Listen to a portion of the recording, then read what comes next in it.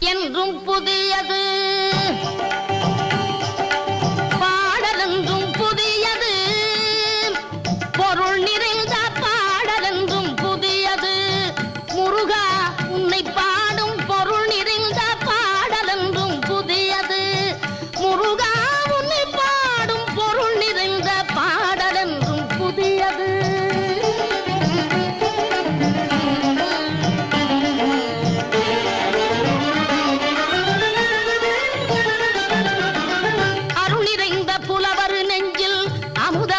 தமிழ் கொடுத்த பொருள் நிறைந்த பாடல் என்றும் புதியது.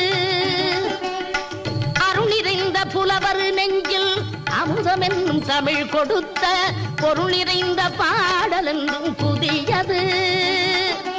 முருகன் என்ற பெயரில் வந்த அழகே என்றும் புதியது. முருகன்